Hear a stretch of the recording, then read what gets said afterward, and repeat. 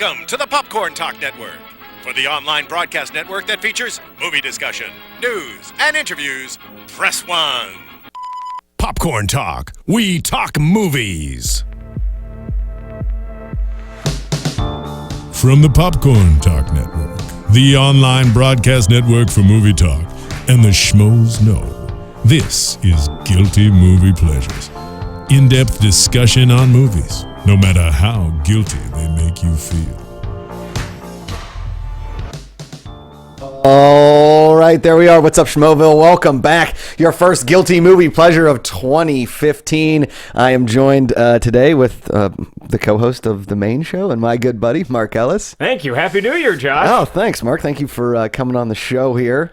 It's good to be back in town. Good to be back with you. I didn't you. hang out with you on New Year's like many people would assume that we do, but we hung out for the playoff game. We did. And I think the Steelers would like to employ some of the methods used in the film we're talking about to replay said game. You've been waiting for that. You've been just waiting for that when we started. Look, I got a call yesterday, and you said, hey, do you want to come on GMP this week? And I was like, of course, I love hanging out with you, my buddy. Who are we talking about? What movie? And when you told me the movie, it just all came rushing back to me. It's a classic, and I feel like if we're going to be talking about a Jean-Claude Van Damme movie, at least for like the next 3 or 4, you're going to have to be on the program, because there are very few people that enjoy Van Damme as much as you do, and me. It's a little sad, and it's something I've been working with my therapist about, is that how much I know about these Van Damme films, because I'll be honest, I haven't seen a lot of Van Damme movies in the last 5 or 10 years, but I just saw them so many, and with such just repeated fervor when I was a youth in my formative years, that all my gray matter absorbed all that information. We had Lionheart taped off TV off of VHS.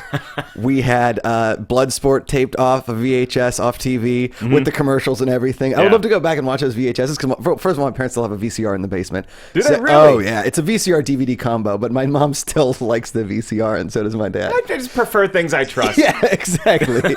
She didn't trust the DVR until like 4 years ago, but we still, some of those old commercials, I'm sure we had Lionheart, Bloodsport, of course this movie we're talking about today, Timecop, and then the Pittsburgh legend that is Sudden Death. Sudden Death, also directed by, as you pointed out, Peter Hyams, who did Timecop. Correct. And he also did the sequel to 2001, A Space Odyssey, 2010, the year we make contact, which was not quite as well received by critics or Stone College kids. Let's just say they won't be doing that one on Profiles anytime soon. Manson and Malone are not fans of 2010, nor are they fans of 2012. That movie starring Cusack. As a limo driver saving the world. It's okay. What a He's movie. a limo driver. See, I think that's how you approach a discussion about Timecop, is you talk about movies that are clearly crappier than that film. Way crappier. And what I will say about Timecop, how I'll open the conversation is before we get into the conversation, I have to address it's your show. something. I have to just address something real quick. The counter splits? I'm not wearing pants right now. No. Before we get into it, the Christmas episode, Jingle All the Way, was Steve Simone's last show as the co-host of Guilty Movie Pleasures. He just has a lot of other time commitments that are really keeping him away from the show, and he really wanted to be involved in some other projects that he has on the front burner here for 2015. So he has left the show. He's welcome to come back on anytime. He knows that he can call in, whatever. Still, obviously, a very great friend of the show. We will have a new co-host here in 2 weeks. Ooh. He's a very good friend of mine and a very good friend of the show. He's been on the main show twice, I believe. Yeah. Twice. He's a legend at Comic-Con. He's got, as far as Comic-Con attendees go, he has his face on the Mount Rushmore of Comic-Con attendees. He's the guy that helped get our interns, Cody. He didn't do anything as far as Comic-Con goes, that jerk. But he is the intern for this show, and I love him. Cobster and JTE helped him get in a bunch of stuff in Hall H this year. He's the guy at Comic-Con. to see at Comic-Con, yeah. Any party you went to, he was there. He has the most... I'm serious when I say he's got the most Blu-rays and DVDs of any person I've ever met. And he's got the most probably VHS tapes too, so he's good friends with your mom. Yeah, and obviously. if you turn on your TV set for any 45-minute period, you're going to see a lot of this guy's face. He's in every other television commercial. He makes a lot of appearances in sitcom stuff like that. So he's the perfect. He's got mic skills. He does. He was a very talented comedian, just a very funny guy, lover of movies, and a good friend of the Schmoes Know team. Man, we're building this guy where up. we are. Ben Begley is going to be Yeah. my new co-host of Guilty Movie Pleasures. You guys can find him on Twitter, on Facebook, Begley, Ben Begley. No relation to Ed Begley Jr., but he does love the environment. A married gentleman. Again, find him on Twitter, Ben Begley. Welcome him into Schmoville, onto the Guilty Movie Pleasures show. He'll be here in 2 weeks. Our first show together will be Tuesday, January 20th. Every show live streamed here on the Popcorn Talk Network, 1 p.m. PST. All right, Mark, let's get into it. Let's talk Timecop. Timecop! Did you see this film in the theater? I did not see it in the theater. I saw it. I saw Did this you picture really? in the theater, yeah, and it kicked off a run of Van Damme movies that I saw in the theater opening weekend. Well, 94 was Timecop, and then 95 was Sudden Death. So Yeah. this Peter Hyams with both of these movies, like we said when we were kind of talking, is Timecop and Sudden Death are kind of basically the same movie because Van Damme plays a cop who has to save the day against an evil politician. Yes. Those are the only things. I'm not saying as if there are any other plot lines other than the main thing is they're cops that have to save the day against an evil politician. But the problem with Sudden Death is kind of a bummer in retrospect is because it was such a Die Hard knockoff. It Yes. was Die Hard in a hockey rink, whereas Under Siege was Die Hard on a boat. Right. And what Timecop did, when that movie came out, it was by far Van Damme's most success when you talk about a critically acclaimed film, because even Yeah. the critics said, hey, you know what? This movie, it's not It's bad. pretty accurate. If you go on IMDb and read Roger Ebert's, it's like a litany about how much he appreciated Timecop. It's a good movie, Yeah. and it's rewatchable. Besides the fact that it has the flaw that normal time travel films have, is that it is now past the future, Yes. which is what Back to the Future 2 just went through. A I lot of know. tweets about Oh, people wanting man. hoverboards at midnight. Have you seen that? But before, have you seen that commercial with the hoverboards? It's like No. they're magnetic hoverboards, and you can only like ride them on this certain surface. But they're magnetic hovers. That's It's- just some rich guy cracking the whip Correct. on They're a bunch 10 of people. grand a piece. Like he's got Back to the Future 2 playing on a loop. Like, you Yeah. see this? 2015. We need to have these on the streets. They But listen. They tried. There was an effort there, and I feel like we're getting close to the hoverboards. What we aren't getting closer to is what there. This movie took place. The future was 2004. That's as far as they had thought. Yeah, okay? we didn't even know if Ross and Rachel were going to make it No. in 2004. We didn't even know if I was going to graduate college in 2004, Mark. But it goes with the beautiful part about, and okay, what makes this movie definitely a guilty movie pleasure is the dialogue is quite brutal. Yeah, it's- at the beginning. Yeah. Because okay, it starts off in a mall. Yeah. Right? Van Damme and Mia Sarah, his Yeah. wife from Ferris Bueller's Day Correct. Off, and Oh, so Van that's Damme how they do it in that showing off family. his Wolverine boots to and that's where you know this movie only has a certain height it can reach. Is Correct. because literally the first scene, some guy tries to steal a lady's purse, and Right. thank God Jean-Claude Van Damme is in the mall. Perfect split kick. But they don't. With his work boots. They're tempted to do where he just punches him, but he plays it cool. Right. Unlike a previous Van Damme movie where John Woo would have him in slow motion doing ballet for 10 minutes. He just, look, I can beat the crap out of you. Give the nice lady a purse back. Let's be adult. This movie was basically saying to every kid watching this film, hey, we're going to be adults about this. Will be no violence at the first 2 minutes, but the rest of the movie will be very, very violent. And some weird looking futuristic dudes in trench coats. Oh yeah, but I think the beautiful part about that scene is everybody knows that Van Damme is the most flexible man in action sports, Pretty good. action Pretty good. movies, right? Yeah. So he shows in tight jeans and work boots that he can still get that foot up there.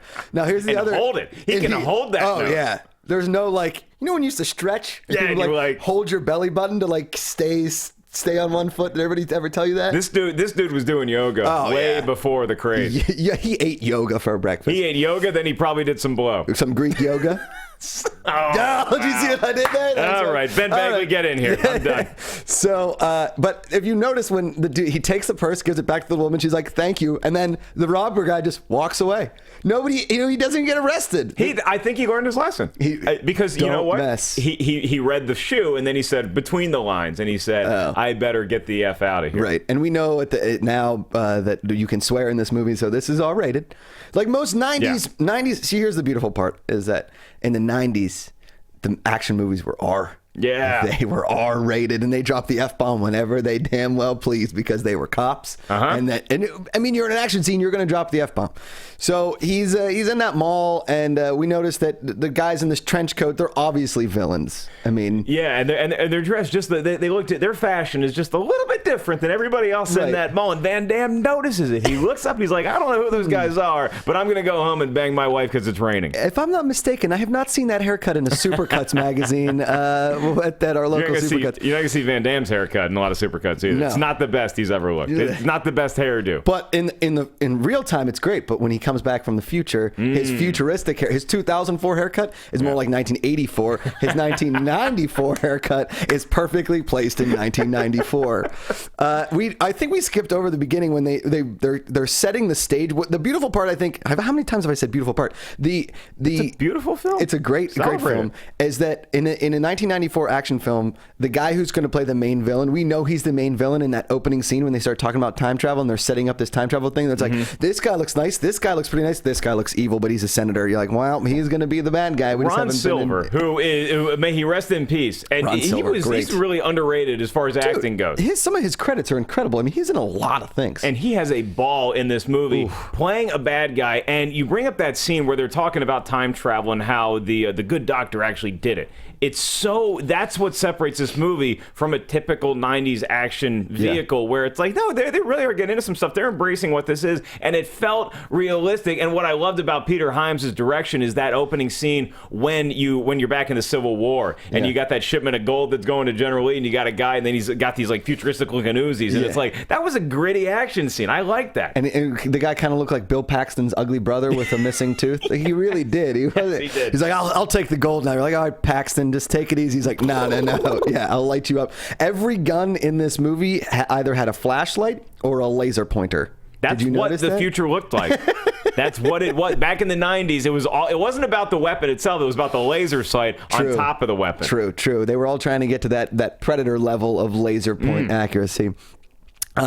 So then you're in the scene where his wife, those guys from the mall track him down. And they blow up his house and they kill his wife. They kill his wife, yeah, and it's some sort of thing where they came back from the future, which we'll find out later in the film, to destroy him because he is mucking up Ron Silver, McComb's presidential campaign. Now, here's the other thing, too, is with time travel movies, a lot of times for me, it makes it kind of difficult, is when you start traveling back in time multiple times and messing up with the time-space continuum of who remembers what, how they remember what, and I really feel like this movie did an okay job of that. The butterfly effect worked well enough, but I think a lot of it is just under the protective coat of the fact that there is the TEC, that there is this time enforcement thing. It's this part of the police force where they're the guys regulating time travel. Mark, it's under a Senate subcommittee, you dick. That's right, and so it's hard to get funding. It looks like they're in some sort of underground. This movie, the future takes place in like CTU in 24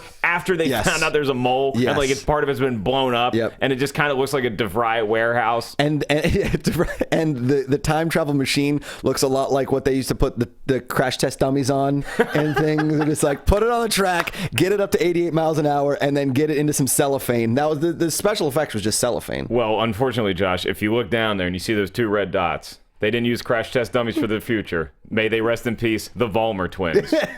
Who ate it on one of their first missions, and we don't talk about them. We don't talk about the Vollmer twins. We didn't like you can't put a fresh coat of paint on there. Like you can't get rid of those red spots. No, come on. It's okay. You leave things there from remembrance, Mark. Yeah, right. It's it's why there are gravestones for people like Jim Morrison.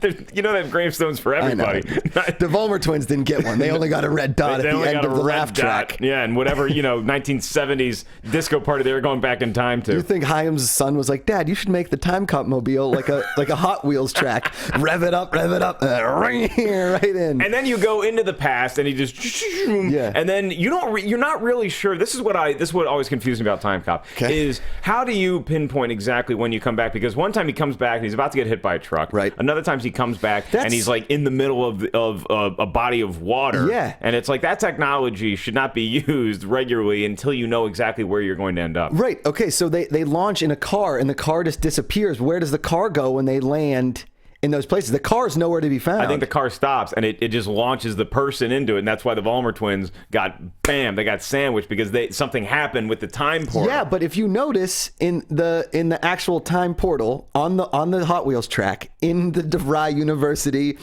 Mark Ellis sponsored laboratory, sponsored the Hot by Wheels the Hot Wheel, yeah. It's gone. It disappears into the cellophane too, not just the bodies. Yeah. So where does the car go? The car doesn't launch him into the water. The car doesn't launch him under the truck. I'm not Doc Brown. I don't know what a gigawatt does. Again, a guilty movie pleasure subject that we can all talk about is where does the car go? Maybe somebody that can answer where the car goes. Oh, do we have a scientist on the line? We have a scientist. He's a college graduate. Josh, we need PhDs. He's currently studying his PhD in Chili'sology on how to order a 2 for 2. Ladies and gentlemen, the intern of this program, he's fresh off his New Year's Eve celebration with NSYNC on their Titanic-like cruise around the Caribbean. Ladies and gentlemen, Cody Hall. All right, Cody. What's up, guys? How's it going? What's up, man? Happy New Year. Welcome back, buddy. Nah, you too. How's it going? Good, man. Good. Now, did you watch Timecop? I did. I Oh.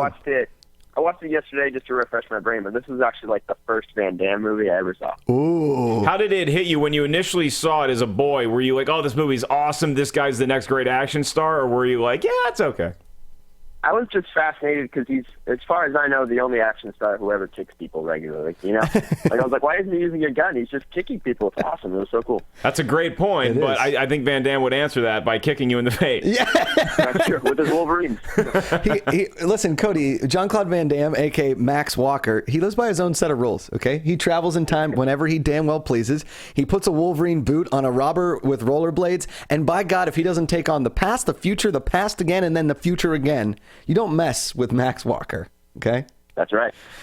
Now, Cody, I'm gonna give you both taglines to the movie, and you tell me which one you like better, okay? Okay. And I'll do it in the movie voice. They killed his wife 10 years ago. There's still time to save her. Murder is forever until now. Or turn back the clock and your history. I love the second one just for how direct to the point it is. It is pretty good. I think that's a great tagline. Yeah. Now, when I remember the poster just saying that there's still time to save her, and then I also remember the turn back the clock in your history, which makes perfect sense because look, this isn't just a time travel movie where we're like, oh, we just found this mechanism that lets us go see dinosaurs. This one is like, no, we need to police this stuff because other people are doing. This movie was made in response to all the other time travel movies where people were going back and trying to get their parents to hook up. Marty McFly was mucking up the butterfly effect. Right. And so this is why you need this law enforcement agency. And who better to have on your team than not only Jean-Claude Van Damme, but also Bruce McGill as his leader, who played D-Day in Animal House. Matusak? Yeah, he's awesome. When D-Day from Animal House is the guy in charge of time security, There that's not a goes good your thing. pension. There goes your pension. Hey, if you notice if you have the Timecop movie poster, it honestly looks like Van Damme is going to be a space cop, which kind of is a bit confusing because this movie does not take place in space. Well, this thing looks like the Stargate. This movie came out, I think, a year or two before Stargate, but this thing looks a lot like the Stargate, whereas the Stargate is going to blast you into a different galaxy. This one just blasts you into 10 years or 30 years or however far back you want to go in time. Very true. Cody, what were maybe your favorite parts of the movie? And go with me here, was Ron Silver, did Ron Silver remind you of like a not as intimidating or maybe less intimidating Andy Garcia in Godfather 3? Does anybody I can see that. Yeah. Yeah. I can see that. Yeah.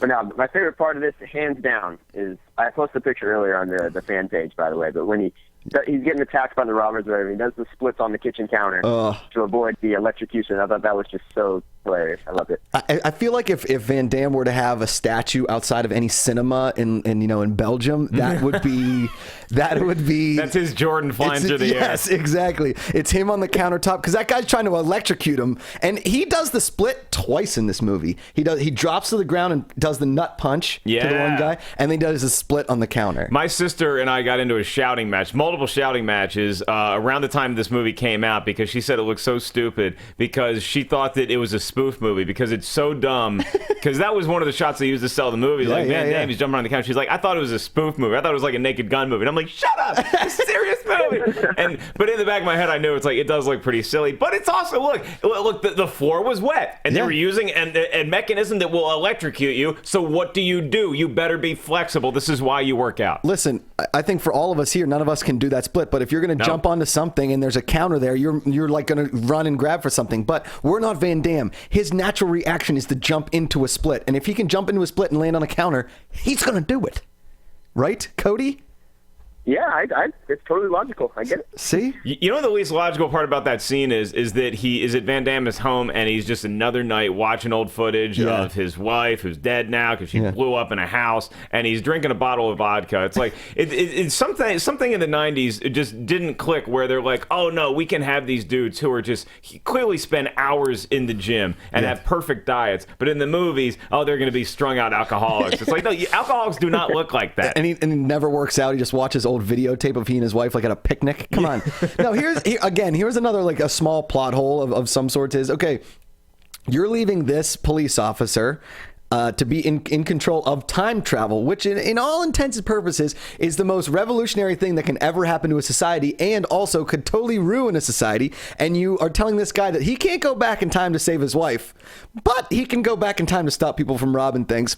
Probably the best guy to hire is the head of your group of cops. See, that's a good point. Yes. That's a good point. I like the fact that he wasn't allowed to go back and save his wife. Right. I like that there was that moral conflict. However, having He's a said cop that, first, lover second. Yeah, knowing that this guy goes home and drinks himself to sleep every night watching old footage of his dead wife, maybe that's not the best guy to have on the force. Yeah, exactly. His whole psychiatric report really wasn't exactly crystal clear there, Mark. So, Cody, if you were, is this one of your favorite Van Damme movies, or is it up there? I mean, I don't know, because you're a little ahead of the time of Van Damme. He's a little, way before you were, able to see. I look at Van Damme again, Cody. Correct me if I'm wrong. I look at Van Damme to you. Van Damme and Seagal to you are what Schwarzenegger and Stallone were to like me and Macuga, because those guys had their prime, I think, a little bit before we were really coming into our consciousness. Because by the time I got really into Van Damme movies because I thought Schwarzenegger and Stallone had used their best stuff in the 80s when I wasn't really, around to watch R-rated movies. I guess so, but I feel like Van Damme, I mean, he was really good between like 89 and 97. Yeah. So that was like our prime, right? Yeah. Yeah. Yeah, So like I've only seen. You guys are probably going to kick me for this, but I've only seen 2 Van Damme movies. I've seen this and I've seen Bloodsport. So I mean, I haven't really seen them much, unfortunately. You picked 2 good ones. I literally, I have 10 that I'm going to text you as soon as we get done with this. your next 2 that you're going to need to see are Nowhere to Run, Hard Target, and Lionheart. I'm gonna get rid of Nowhere to Run.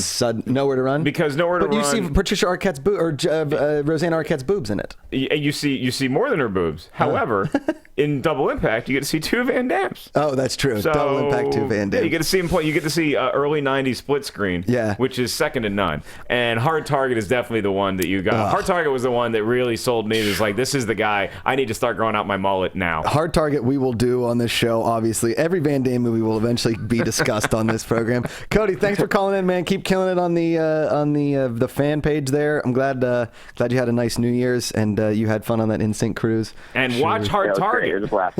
and go watch Hard Target, you jackwagon.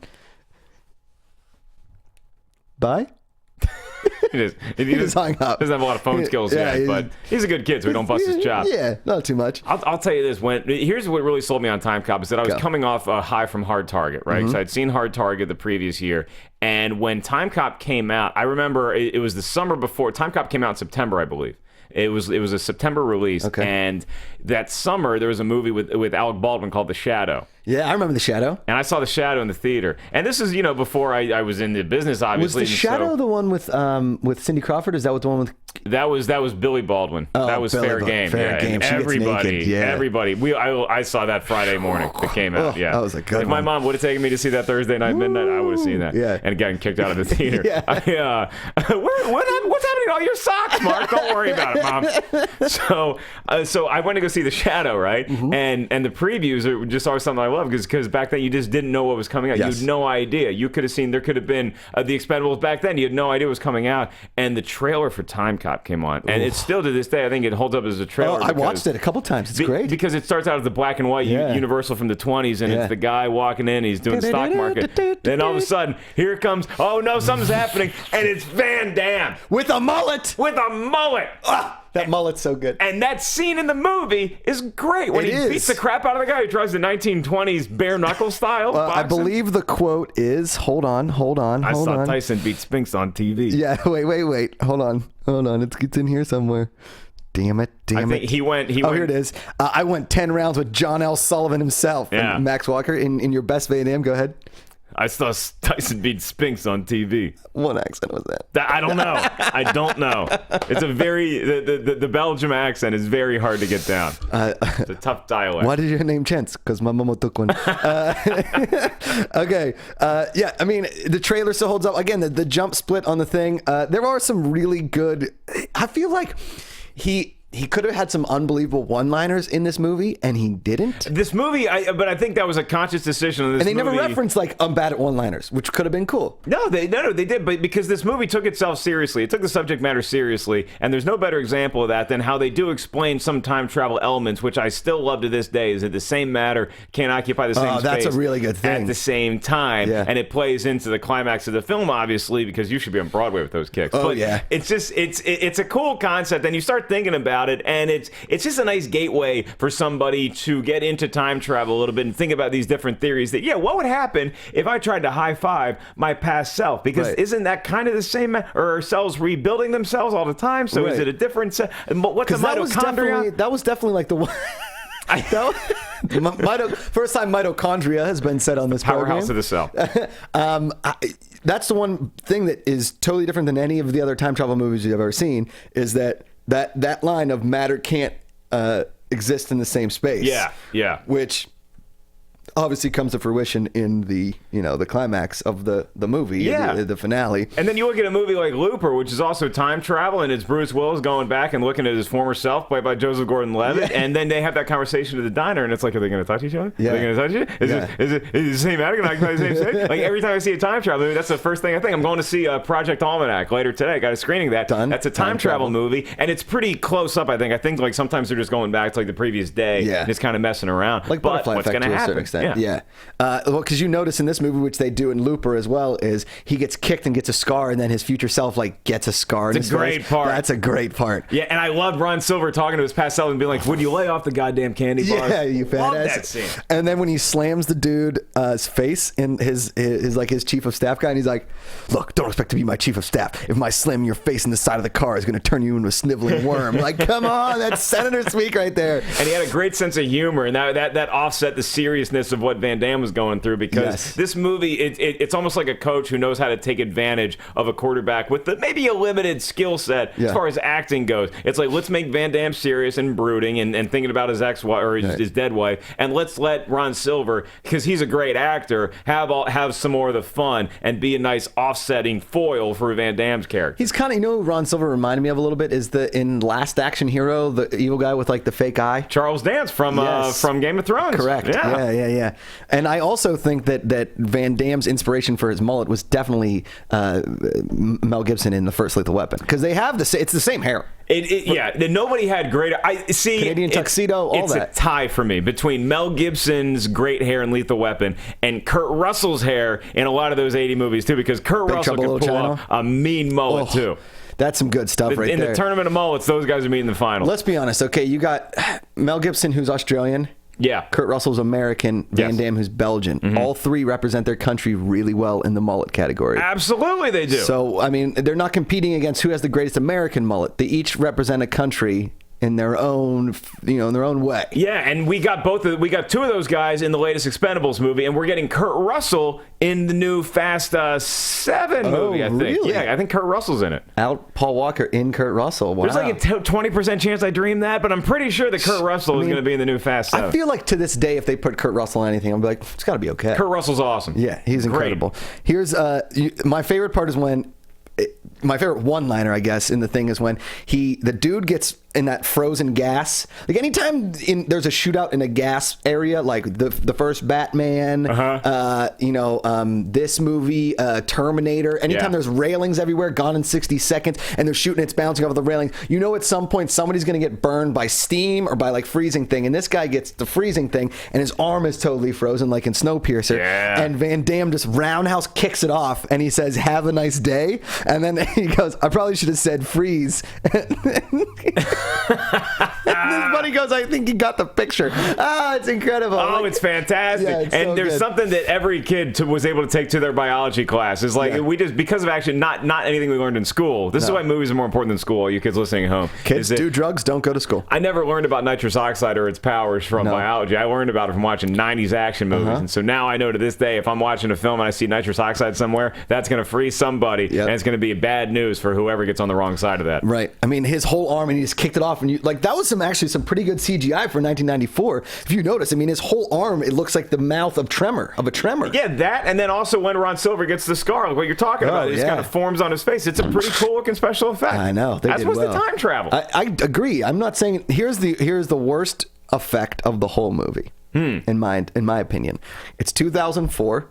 Okay, Yeah. Everything in the world looks exactly the same. All the buildings, all the houses, and they're driving cars that look absolutely absurd. Well, the cars are like little homes, I feel. They're like little mobile homes. It was very redneck 2004. Mark, do you see these cars in this movie? It is ridiculous. They don't look not comfortable. They look like a nice like if you're traveling somewhere like in Europe and you get in one of those train cars where you get to sleep overnight, that's what it looks like. It looks like a 5-star hotel version of that. No, what they look like are X-Wing fighter beds that the cool kid in your neighborhood had, and they built them into cars. But you don't have They're to... all plastic. You don't even see the wheels. You don't have to drive. You literally get in, you tell your car's like your Uber. I think this car would get you and me out of a lot of jams. I know, it sure leaving the comedy would. store late at night. If you can just tell your car where to go, as opposed to actually have to operate at home. Very true. I'm just saying you could make a car that drives itself not look like 14 microwaves all packed into one another, and then with a little antenna and like little roundy balls on them. And really, it looks like something you would draw in the second grade. Like, this is what a futuristic tank looks like. Put this senator in it. I'm sorry, those cars were absolutely ridiculous. Yeah, but they didn't have a lot in the way of style, but the substance holds up.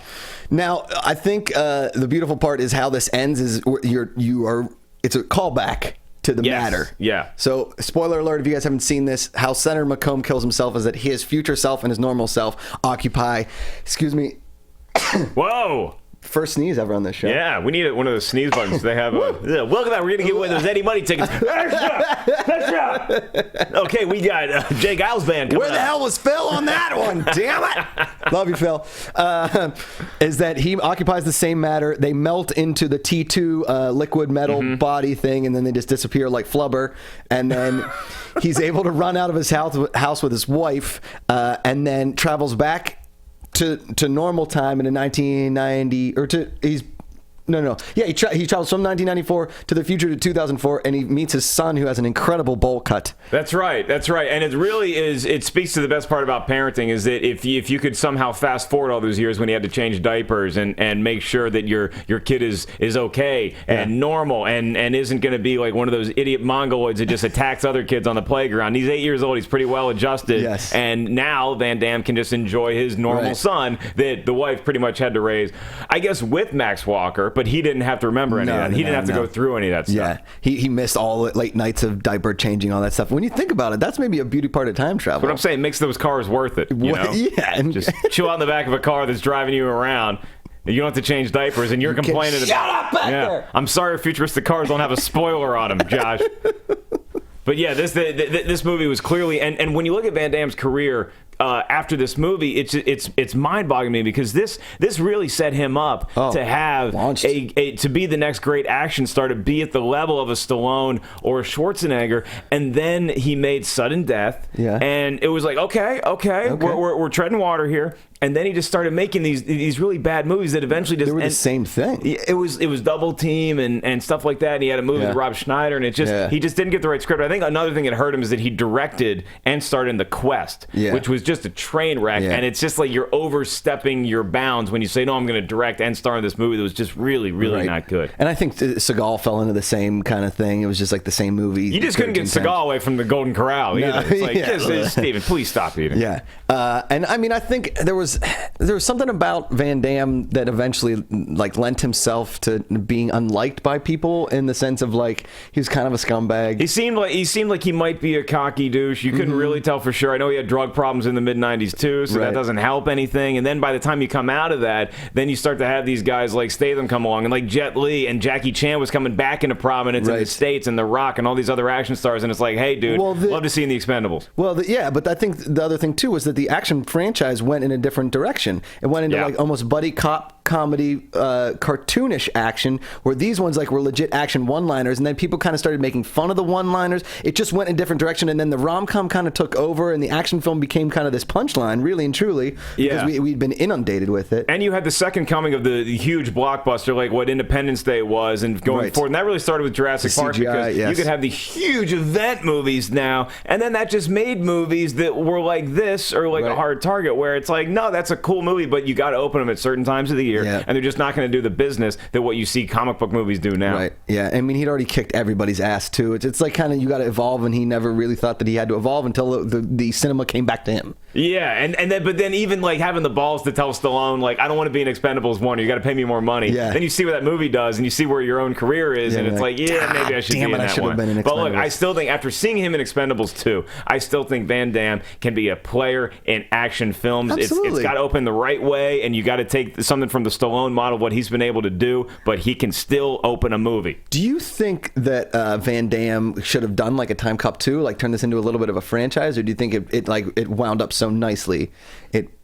I think that by the time you would have had a Timecop 2, it would have been the late 90s now, and I think that the landscape had just changed so much to where I think if he was going to do a sequel, that would have been the one. Yeah. More so than like A Hard Target or like a Double Impact, or maybe even like Bloodsport. But I think that time has passed. But I mean, again, it's like, because nowadays, like if Timecop 1 would have done crazy good, like okay, let's take it in the Taken model, right? Timecop 1 does awesome; it's critically acclaimed. Timecop 2 is already in the mix when Timecop 1 is getting critically acclaimed. Yeah. Same as like how Taken and then Taken 2, and now Taken the third time, he's gonna kill everybody for the third time. Like that's, I think Timecop 3 would have been like they're dismantling the thing and he has to go back and rescue the world, would have been like the capper of the Timecop 3, the franchise. We just got these one-offs with Seagal, or with Van Damme. He never really had a franchise. No, I mean they tried to make Universal Soldier a franchise, but that was too late in the game. That was too little, too late. You know what's funny is that Timecop really shot itself in the foot because they only went to 2004. Yes. So it's like by the time a sequel came out, you can already see that we're probably not going to have time travel around by now. That's why it's like, there was a futuristic cars that they made were better for Fifth Element, and Fifth Element took place like 500 years in the future, something crazy like that. I mean, if you're going to make a futuristic movie now, go 150, 200 years so we never have to have the 2015 argument, if we're in Hill Valley. Yeah, give yourself some breathing room. Exactly. That's why you date multiple girls at the same time so that a different night's... I'm kidding. Kids, don't do that. To write that one down. Thank you guys for watching. Mark, thanks for being on the program. Dude, it was great. I love talk. I can literally talk about this stuff all day and all night with anybody. I don't care if I'm at a bar with strangers. I can talk Van Damme movies for a long time. Go out, watch Timecop. Let us know what you thought. Next week, we won't have Ben Begley in yet. His first show will be Tuesday, January 20th. Again, we live stream here 1 p.m. PST every Tuesday. Next Tuesday, they requested it at Chili's. Two of the main parts of Schmoville, Alicia Malone and Ken Knapsack, want to talk Spice World. So I'm gonna have to watch Spice World and thanks, Phil. It's one of Alicia Malone's favorite, and apparently Ken Knapsack's favorite. I have no idea why. I've never watched the movie. Never was I tempted to watch it, but I'm looking forward to it. As you guys know, out there in Schmoville, I like just about everything. So tune in next Tuesday, 1 p.m. PST. Mark, where can the kids find you? They know. At 5150. They know. And all that stuff. And make sure you guys subscribe to Popcorn Talk and to Schmoes Know, our main YouTube channel. Next couple of weeks, I'll be at Raleigh, North Carolina this weekend at Good Nights Comedy Club. Club. And then 2 weeks from now, I'll be at Helium in Portland, Oregon. Ooh, Helium's a great club in Oregon. That's a good one. Yeah, good stuff. And you guys, my birthday is Thursday, January 29th. We're hoping to get my YouTube channel, youtube.com/thecasualmafia, to 10,000 subscribers. 10,000 subscribers by January 29th. If so, we're going to have a really special 100th episode if you guys get us to that 10,000 subscribers. Let's do it. And if we don't do it by January 29th, we'll just hop in a time travel vehicle, go back in time, hope we're not the Vollmer twins, and do it all over again. Thank you guys for watching. We'll see you next time. What's your guilty movie pleasure? Happy birthday.